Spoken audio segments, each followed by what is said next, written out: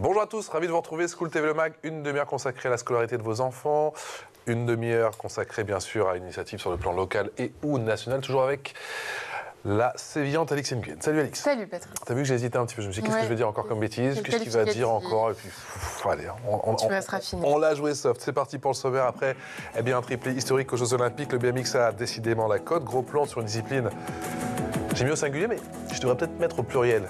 Aux accents américains, effectivement, ça plaît de plus en plus de Frenchies. Rendez-vous avec mais bien deux champions dans un instant. Le BMX est avant tout une passion, une discipline qui séduit filles et garçons. Mais à quel âge peut-on commencer, vers qui se tourner, comment performer au plus haut niveau, quels sont les bienfaits de cette pratique également sur la scolarité de vos enfants? On en parle là aussi avec nos deux invités. Et puis il y aura une loupe, bien évidemment, au programme. Et la loupe, c'est avec Alix. Oui, je vous parle, je fais un focus BMX freestyle dont on doit l'ascension en France à un homme. Je ne vous en dis pas plus. T'as appris beaucoup de choses, ça je sens. Et tu vas nous en apprendre beaucoup. C'est parti, on y va.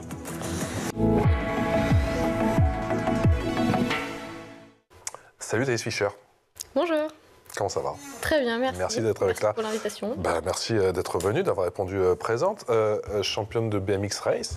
Alors, pilote élite BMX Race, c'est ça? C'est ça. Pour être précise. Et alors, j'ai appris ingénieur d'études à l'INSEP. Oui, c'est quoi un ingénieur d'études à l'INSEP, s'il te plaît? J'avais jamais entendu ça. Pas grand monde a entendu ce titre-là, enfin ce nom-là. T'es content que j'ai ressorti ça, toi? Ça me fait rire parce qu'on m'en parle très souvent. Faut leur dire à l'INSEP de changer, je sais pas, parce que bon, ça va. Oh, c'est pas que à l'INSEP, hein, c'est commun à une grande majorité des laboratoires de recherche. D'accord. En fait, c'est tout simplement... T'es chercheuse, t'es en labo. J'aide les chercheurs. T'aides les chercheuses. Voilà, c'est ça. Les chercheurs, en labo, à l'INSEP. C'est ça. Manu Bassabova, comment ça va? Ça va très bien. Champion de France de BMX freestyle. À combien de reprises? Alors, j'avoue qu'il y en avait tellement que... Oui, j'ai été plusieur fois, mais c'était quand même il y a une bonne quinzaine, vingtaine d'années. Hein. Oui, mais on l'est à vie, monsieur. Ouais, oui, mais là, je ne suis plus. Champion un jour, champion toujours. Et tu donnes notamment des cours de BMX freestyle à Paris. Vous m'avez dit, on va rien se cacher, en arrivant tous les deux, entre le BMX race et le BMX freestyle, c'est deux univers totalement différents. Aujourd'hui, c'est la rencontre entre deux mondes. En tout cas, on commence par le BMX freestyle, ça donne ça.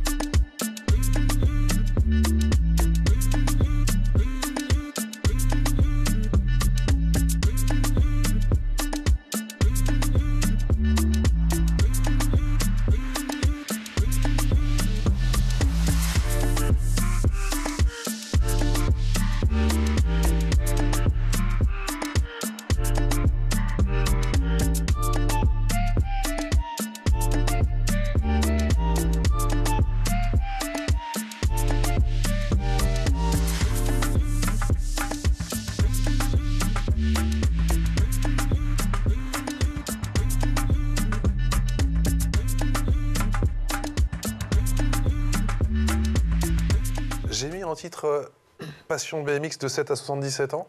Oui. Est-ce que c'est vrai? On peut même commencer beaucoup plus tôt. Il y a des enfants à 3 ans qui commencent. Ah bon? Et après 77 ans, pour l'instant, on est la première vraie. On est encore trop jeune, merci. Pour l'instant, on ne sait pas, mais au moins 60 ans, c'est sûr. Toi, ça a commencé à quel âge? Moi, j'ai commencé à 14 ans. Et tu as découvert ça comment? Alors, je vais vous expliquer un petit peu. Il faut que je vous confie un petit secret, c'est que en fait, le BMX doit beaucoup à Monsieur Steven Spielberg et le film E.T. Parce qu'en gros, dans le film E.T., on voit du BMX, on en voit beaucoup, et à la fin même, le petit alien, il est sauvé grâce au vélo, ce petit vélo que personne ne connaissait. Et grâce à ce film, tout le monde en a vu et toute la Terre s'est mise à en faire. Et donc en France, il y a eu un boom terrible et tout le monde en faisait. Donc dans les années 80, tout le monde faisait du BMX. Mais alors du coup, c'est-à-dire qu'on n'était pas forcément en retard en France par rapport aux États-Unis, c'est-à-dire que le film a eu un impact, un écho mondial, et donc nous, assez rapidement, on s'y est mis. Il y a une culture du BMX depuis très longtemps en France. Ça a commencé après le film E.T., entre 80 et 82, ça a commencé en France. 5 ans plus tôt aux États-Unis. Donc on n'était pas non plus très très loin. Comment le BMX tout court, pas forcément le BMX freestyle. Là, on parle vraiment de la jeunesse BMX. Alors, si on veut parler de la jeunesse du BMX, ce qui se passe, c'est que à la base, c'était que de la race. Avant ça, il y avait donc le MX, motocross, et on a rajouté le bicycle motocross, BMX, avant ça, parce que justement, il y avait des gens qui faisaient des sauts et des courses en moto, et ces gens avaient des enfants ou des petits frères qui voulaient faire la même chose, mais sans moteur. Donc ils ont inventé le vélo avec des grosses roues pour faire la même chose sur les bosses, donc c'était de la course au départ. Là, on est au début des années 70 aux États-Unis, en Californie. Et après, une discipline s'est créée et tout doucement, on a commencé à faire des figures, à rouler sur une roue, à sauter, faire des sauts périlleux, tout ça. Et c'est là qu'on s'est un peu affranchi de la race, mais au départ, on vient de la race. Toi, ça a commencé comment? C'était un petit peu par hasard? Alors toi, c'est la race, hein? Oui, c'est ça. Moi, ça a commencé grâce à mes parents, en fait, qui faisaient tous les deux du vélo. Et ils m'ont introduit dans le VTT d'abord, que j'ai beaucoup aimé. Mais je voulais faire de la descente, donc du VTT descente. Sauf que j'étais trop jeune, j'avais seulement 8 ans. Ça a commencé, on dit oh là là, elle. Non. Oh non. Non, c'était tranquille. Mais voilà, j'étais trop jeune, j'avais seulement 8 ans, il n'y avait pas encore de compétition, il n'y avait même pas encore de vélo à ma taille. Du coup, mon entraîneur de l'époque qui faisait du BMX m'a dit, bah écoute, va essayer le BMX Race. Parce que c'est vraiment en fait l'école du vélo. Et du coup, j'y suis allée et je suis jamais repartie. C'est où ça? C'était dans les Vosges du coup? Non, du tout, j'ai commencé en Savoie. En Savoie? D'accord, oui, il y avait un peu d'espace en plus pour en faire. Et alors, ça se passe comment? C'était déjà dans un club? Il y avait un club là-bas où tu as pu répéter tes gammes et apprendre les bases du métier, si je puis dire? C'est ça, oui. Du coup, j'ai commencé le VTT dans un club dans la station de Valloire. Et ensuite, j'ai été transférée. Je suis allée faire du BMX au club de Montmélian. Et là-bas, en fait, c'est tout un club qui est monté depuis les années 80, il me semble. Et avec tous les âges, tous les niveaux. Et alors, c'est quoi la différence entre, effectivement, Manu l'évoquait, la différence entre le BMX et le motocross, pour le coup?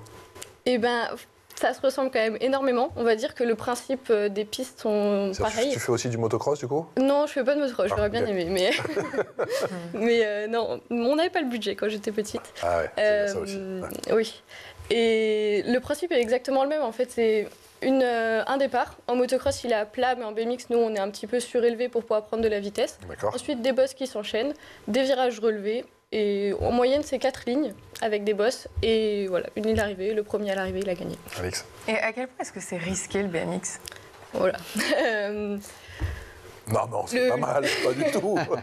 Le risque zéro n'existe pas, mais on a énormément de protection. Et puis, bien sûr, on apprend tout étape par étape. Petit pas par petit pas, on ne commence pas du haut de la butte dès le début, donc il n'y a pas plus de risques que dans d'autres sports. C'est après, quand on vient faire de la compétition, il peut y avoir d'autres risques, parce que du coup, on vient à rouler à 8 côte à côte, on peut venir à se toucher et tout, et c'est ça qui augmente un petit peu le risque de chute. Il faut être patient quand on commence le BMX freestyle. Il faut être très patient, mais justement, je reviens sur le risque. Parce que j'imagine que la race, on doit voir peut-être assez rapidement ses progrès, non? Oui, mais en freestyle, on fait ce sport justement parce que c'est risqué. C'est ça qui nous intéresse. Parce que le freestyle, en revanche, c'est risqué. Ce qu'on aime, nous, c'est les sensations fortes. C'est un sport d'adrénaline. On aime repousser les limites, aller toujours un peu plus loin. C'est-à-dire, on se pose des questions quand on fait du BMX qu'on ne se pose pas dans les autres sports traditionnels. On ne se dit pas, est-ce que j'ai le courage de faire ça? Quand on joue au tennis, on n'est pas là en train de se dire, bon, j'y vais pas. Là, en BMX, mais tu joues pas ta jambe ou si on loupe, c'est l'hôpital. Ouais. Et donc, c'est un sport à risque, mais c'est ça qui nous plaît. Sensations qui vont avec. Voilà. Après, oui, il faut être très patient. Très, très patient, parce que c'est des heures et des heures tout seul sur des parkings. Et à se faire mal aussi. À se faire très mal. À continuer quand même. Alors, c'était une des questions quand on a imaginé l'émission avec Alix. Je me suis dit, on s'entraîne souvent tout seul du coup? Surtout au début quand on ne sait pas trop, parce qu'il n'y a peut-être pas forcément de club à côté de chez soi, je ne sais pas, mais on passe du temps tout seul à répéter ses gammes. C'est quoi? On se met un matelas, on se met un truc, on est sur un skatepark? Il n'y a pas beaucoup de clubs. Il y en a pas mal. Il y en a des très bons dans le sud de la France. Montpellier, Marseille, mais sinon il n'y a pas beaucoup de clubs. Ça revient tout doucement, mais il n'y en a pas beaucoup. Donc la plupart des riders s'entraînent tout seuls chez eux. Mais c'est la grande différence entre la race et le freestyle, c'est que la race, c'est encadré, il y a des pistes. Nous, c'est un sport de rue, comme le breakdance et tout ça. Nous, on s'entraîne dans la rue entre potes, on fait les cons, on s'amuse, tiens, on va rouler sur la roue arrière, qui saute le plus haut. Ouais. C'est des sports qu'on fait... dans la rue et la plupart du temps on est tout seul. La plupart du temps, on est. Mais alors, du coup, ça fait quoi quand on se retrouve au Trocadéro? Au Trocadéro, ah oui, pour les JO. Pour les JO. Au Trocadéro, du coup, j'ai compris le petit jeu de mots. Là c'est différent. Et du coup, là, c'est plus discret avec les potes. Là, il y avait des milliers et des milliers de personnes. C'est autre chose. Ah, là, oui, là, faut pas se rater, par contre. Non, on n'est pas large. Non, mais après, au Trocadéro, on s'était entraîné pendant une semaine. Tous les jours avant ça. C'est-à-dire que c'était chorégraphié? On a fait des shows, pour que les gens comprennent. Pendant 2 semaines, on faisait des shows avant les remises de récompenses. Et des shows de BMX, bon, il y avait beaucoup de pression, mais on s'était quand même bien entraîné avant. Donc là, ça allait, quoi. Tu gardes quel souvenir des JO, toi? Incroyable. Honnêtement, j'y croyais. Avant même que la compétition commence, j'y croyais qu'il pouvait faire le triplé. Et quand j'ai vu le premier jour de compétition, j'ai vu que ça se déroulait parfaitement bien. Joris Daudet, Sylvain André et Romain Mailleux. Ouais. Exactement, ouais, c'est ça. Du coup, franchement, on ne pouvait pas faire mieux. Tu penses qu'il y aura un avant et un après, du coup, cette performance? J'espère vraiment. Toi, tu vois autour de toi, on te parle... Bon, déjà, effectivement, on a fait une émission sur le BMX, donc c'est cool. Oui, ça commence par là. Ouais. J'espère effectivement que ça a mis un peu en lumière le sport et que ça a permis aux gens de connaître ce sport. J'ai vu autour de moi qu'il y a des gens qui connaissaient vraiment pas le BMX et qui sont allés voir et à qui ça a vraiment plu. J'ai fait la première journée au Club France à la Villette. Et j'étais à l'extérieur sur la grande pelouse et quand je voyais en fait les milliers de personnes autour de moi qui hurlaient à chaque fois qu'ils voyaient un Français devant, je me suis dit bon, même s'ils connaissent pas, ils trouvent ça incroyable, donc c'est super cool. Après, j'ai peur que ça fasse un petit peu un feu de paille et que ça s'essouffle très rapidement parce que le BMX. C'est dommage quand on voit l'engouement. C'est ça. C'est vraiment dommage quand on voit l'engouement. Mais c'est un sport qui est assez onéreux quand même, qui est pas facile à pratiquer. Pourquoi ? C'est vrai que ça fait 2 fois que tu me dis ça. Le matériel. C'est vrai. C'est le vélo. Le matos, le vélo. De tous les sports de glisse urbaine, c'est le plus cher. C'est le plus cher et le plus dur à pratiquer. Skate, du coup, plus cher que le skate, que la trottinette, que le roller. Et parce que le matériel, ça représente. Et le matériel coûte cher. Un vélo. Parce qu'on casse souvent, c'est ça? On abîme souvent? Non, on casse pas beaucoup, mais il faut quand même changer les pneus, tout ça. On va dire un vélo d'entrée de gamme est à peu près à 300 €. Et ça peut monter jusqu'à 3 000 à 4 000 €. Ouais. Moi, j'ai un vélo tout en titane qui est à peu près à 6 000, 7 000 €. Donc ça commence à grimper un peu. Non, mais en plus, j'imagine que ces marques-là. Moi, je sais que ces marques-là font des vélos en plus. Donc non. Avec les dernières technologies. Donc... voilà, maintenant on a beaucoup de pièces assez chères, mais bon, ouais, c'est un sport qui coûte un peu. Et par rapport aux autres disciplines de la glisse urbaine, comme la trottinette, c'est plus accessible. On a des résultats tout de suite. Premier jour, on sait faire une dizaine de figures. Wow. En BMX, il faut des mois. Ouais. C'est pas du tout la même chose. Voilà. À qui tu donnes des cours du coup? Aux enfants. Tous les enfants, déjà ceux qui ont vu les JO. Et tu vois depuis la rentrée qu'il y en a de plus en plus là? Oui, j'ai beaucoup plus de demandes qu'avant. Là, ça a explosé. Hein. Ouais, ça marche très bien. Tous ceux même qui faisaient justement de la trottinette ou du skate, ils ont vu ça. Ils se sont dit, ouais, mais moi, dans le skatepark, j'ai envie de faire autre chose. Essayer un autre sport. Et justement, on parlait du risque tout à l'heure, les parents ne sont pas réfractaires quant au risque? Si, mais on met des protections. Un casque, genouillère, coudière, on fait attention. Ouais. Et on apprend à tomber, j'imagine. On apprend à tomber, mais c'est un sport où on apprend à tomber et surtout à se relever. C'est ça le plus important. C'est continuer à tomber, continuer, un peu comme le cheval. Se relever et affronter encore et encore, et jusqu'à ce que ça marche. T'as déjà fait des frayeurs, toi? Oui. Malheureusement, oui, je me suis déjà fait des frayeurs. Ouais. Je pense que ma plus grosse frayeur en BMX, c'était en 2020. Une compétition où je suis tombée toute seule, justement parce que je me suis fait peur, en fait. Alors qu'il n'y avait pas vraiment de raison d'avoir peur, mais je me suis fait peur. Du coup, j'ai mis un coup de frein qu'il ne fallait pas. Et en fait, j'ai décollé de la bosse et j'ai ratterri les 2 mains en avant. Et je me suis luxée et cassé le coude. Et du coup, ça m'a quand même bien freiné. Voilà, ça m'a pas... Pas sur le plan physique, mais sur le plan mental pour y retourner derrière, c'était compliqué? Et en fait, vu que j'ai eu 1 an de rééducation, j'ai eu peur au début, j'ai cogité au début, et puis en fait, j'ai fait que regarder les copains, tout le temps regarder les courses, les entraînements, tout le monde roulait. Et puis finalement, en fait, quand je suis revenue sur le vélo, je me suis dit qu'il n'y avait pas de raison que ça ait changé. Je m'étais entraînée physiquement pour que je puisse continuer, et ça s'est pas si mal passé. Donc, Il paraît que t'as pas une tête à faire du BMX. J'ai lu plusieurs fois ça. Ça revenu plusieurs fois dans les portraits. Je me suis dit, mais c'est quoi la tête pour... Manu, c'est quoi la tête pour faire du BMX? Justement, c'est la question que je me posais. T'as pas une tête conventionnelle, c'est quoi? Non, il n'y a pas de tête avec. Tout le monde en fait. Il n'y a pas le profil type. Il y a des très grands, il y a des très petits. Il y a pas de... En revanche, c'est un milieu exclusivement masculin. Enfin, non, plus maintenant. Depuis à peu près 5 ans, il y a beaucoup de filles. Mais c'est vrai qu'avant... Pourquoi depuis 5 ans on sait? C'est encore l'effet Covid ou qu'est-ce qui se passe? Principalement grâce aux compétitions comme justement les JO, le FIS et les X Games. Voilà. C'est des compétitions qui ont ouvert place aux filles. Ouais. Mais avant ça, c'est vrai qu'il y avait une ou deux filles, nous, en freestyle, par compète. Ouais. Sinon, Et toi, en tant que fille, tu as rencontré des difficultés particulières, tu penses? Non, pas vraiment. Je dirais même que le fait d'être une fille parmi les garçons, ça nous tire vers le haut. Ça nous oblige à être un petit peu plus robuste en quelque sorte. Donc moi, j'ai toujours trouvé du positif à ça. Après, c'est vrai que on n'a pas beaucoup de copines, quoi. On traîne principalement avec les garçons. Mais, Tu dis tout à l'heure, dans ton plus mauvais souvenir, effectivement, quand tu t'es blessée, avec 1 an de rééducation à la clé, que c'était une fois où tu étais tombée toute seule. C'est-à-dire qu'en général, quand on tombe, c'est qu'il y a des frictions. En compétition, souvent, ça arrive qu'on tombe à plusieurs parce qu'on est quand même très très proches les uns des autres.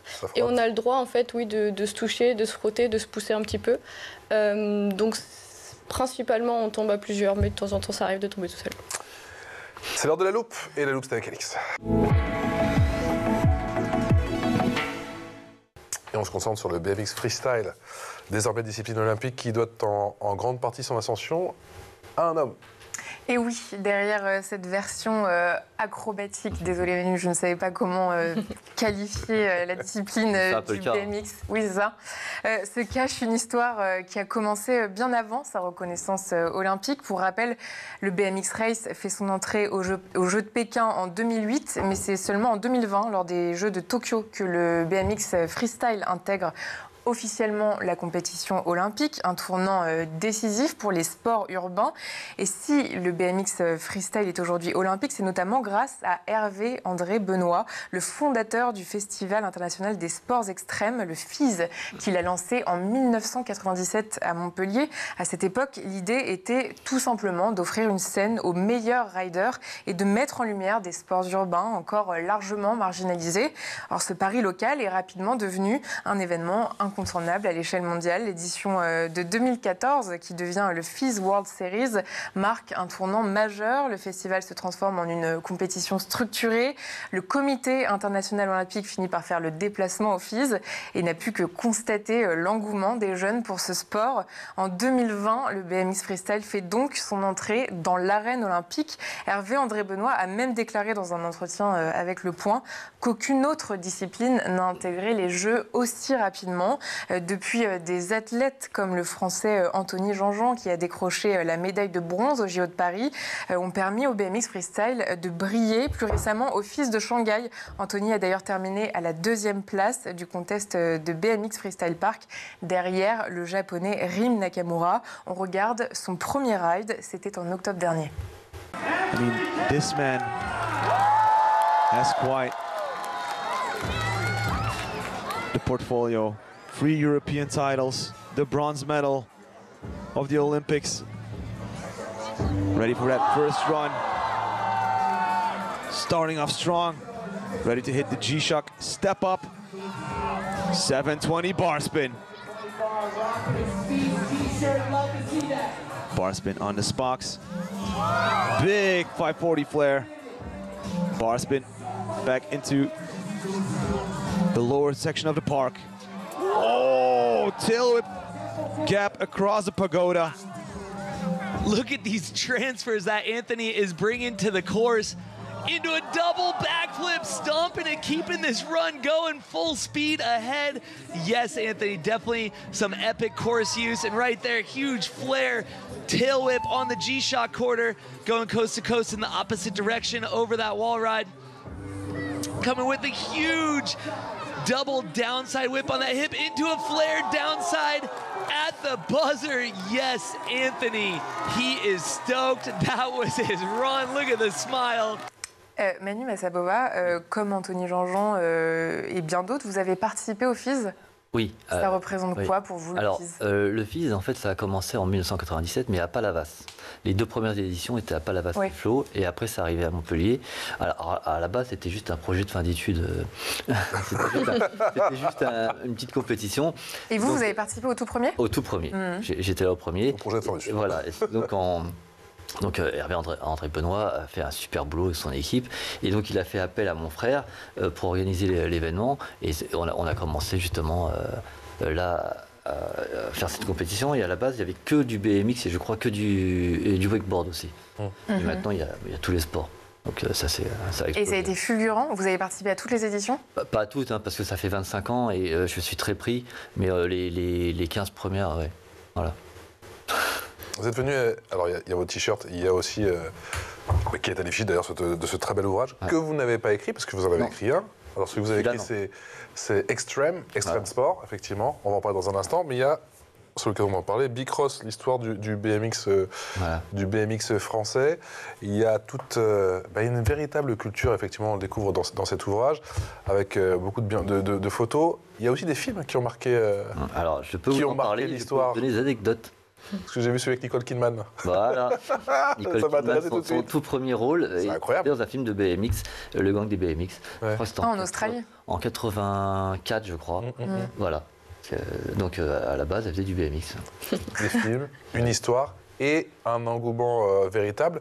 Et forcément, qui dit engouement, dit que les marques, après, se sont effectivement engouffrées. Ça a véritablement changé la donne quand les marques se sont intéressées et que ces marques ont vu le potentiel du BMX. Oui, il y a certaines marques qui font même vivre le BMX et des riders.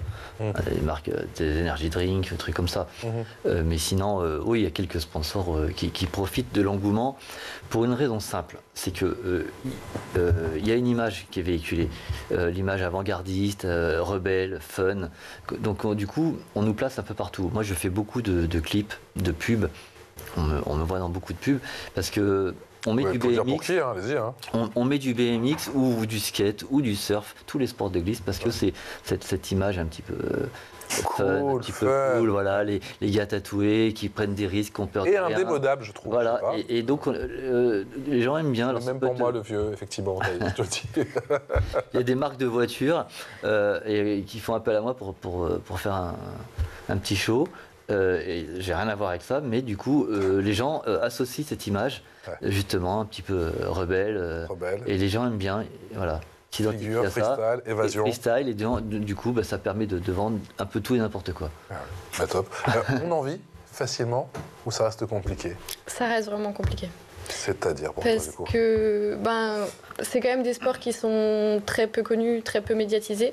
Le freestyle, c'est un sport qui pour moi est aussi artistique, donc ça lui permet de casser un peu les barrières et d'aller voir plein d'autres milieux, mais la race, ça reste vraiment compliqué. La race, c'est plus compliqué. Pourquoi, du coup?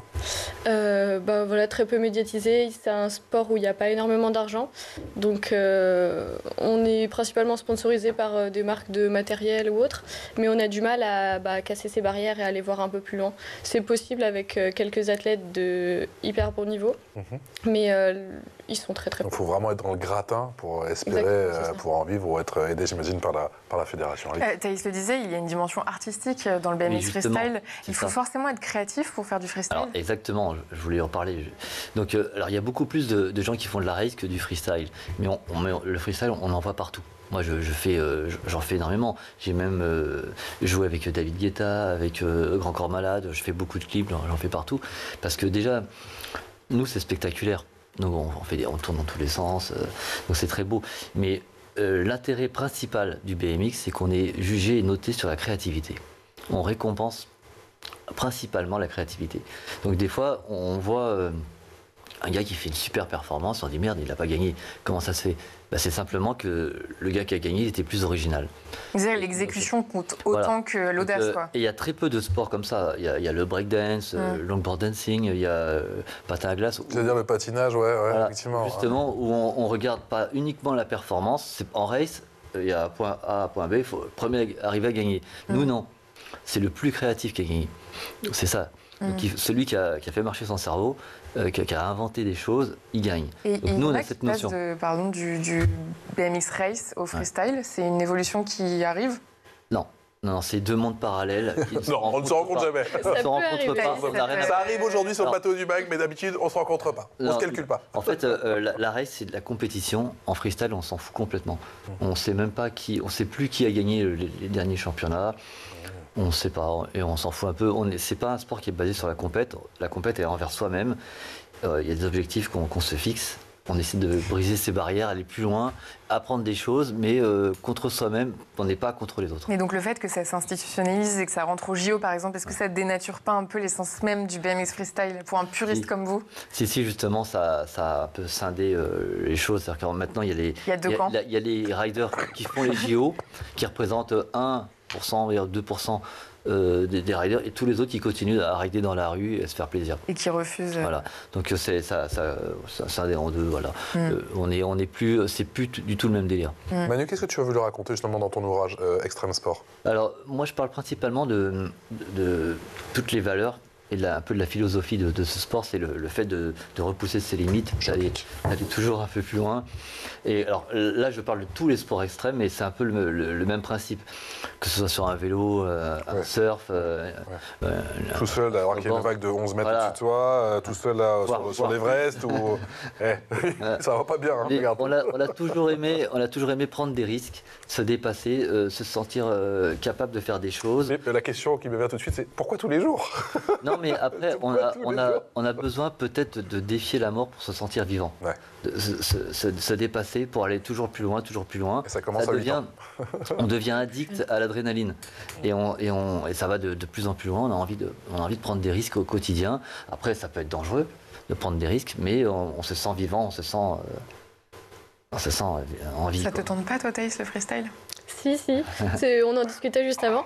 Moi, j'avoue que j'ai une petite peur, en fait, en faisant encore de la compétition actuellement, j'ai toujours eu peur de me blesser sur un autre truc à côté de la race. Et du coup, je me suis toujours dit, j'essayerais vraiment, je m'y mettrais vraiment le jour où j'arrêterai la compétition. Comme ça, j'aurais plus cette petite appréhension et j'aurais pas peur de tomber et de me relever, quoi. Ouais. Manu, tu disais effectivement, tu donnes des cours aujourd'hui, tu nous as aussi parlé de tes shows.